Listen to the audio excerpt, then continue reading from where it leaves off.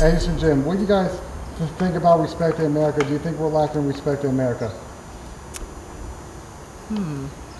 That's a really good question. I think the concept of respect has changed from generation to generation. That I think we do need more respect for our servicemen, our elders, for the beauty of our natural parks in the country. I think that's always a good thing. How about you? I agree. I think it kind of depends on the situation. And like Brad was saying, definitely varies from person to person. But I definitely think it is prevalent in some situations. What does respect mean to you both? I think it just means, even if you don't necessarily agree with the other person or what they believe in, just be tolerant of them. So just respecting their choices they make, and just understand it might not be your thing, but at the same time, everyone's different, and I think you just need to just be able to comprehend that and just learn to live with other people, even if they're different from you.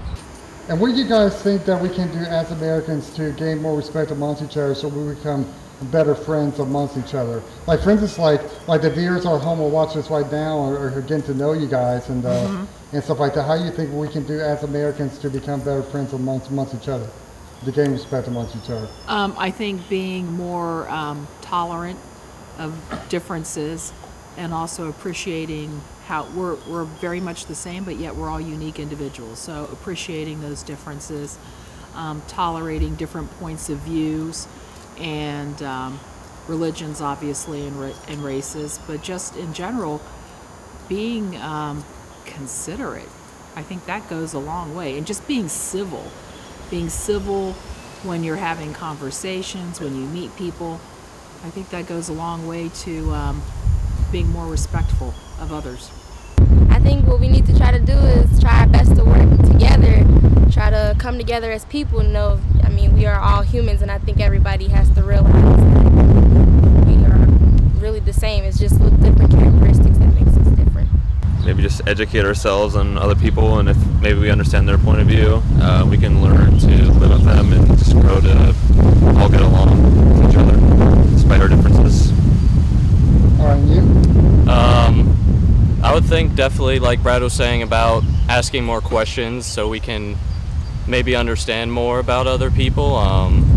I think that's probably the biggest factor, and people just assuming things about other people, which leads to lack of disrespect if they don't understand where they're coming from. What you want to tell the viewers that are watching this at home on their TV or computer? What you want to tell them about how we can gain respect among each other, how they should gain respect? If they disagree with somebody, if they're not respecting somebody, how they can gain respect with that individual?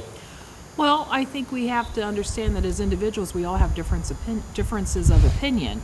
And just because you have a difference of opinion doesn't mean that person's not a good person or worthy. It's just that they have a different opinion as you. And we just have to be accepting and tolerant that people can have differences of opinions, but yet still be kind to each other, and just basically be respectful of other people's opinions. It's a big world, and we all fit in here together. I guess try to pinpoint the problem and see where you can find compromise. You can't, I mean, you got to see where everybody's coming from, step in each other's shoes. That's what I would say. And by the way, everybody at home, I don't know if you've seen the Ian Park video. I interviewed the same people there, so this is the second time, so it can happen. So it's rare, but it does happen. All right, thank you guys very much. Thank you. Thanks.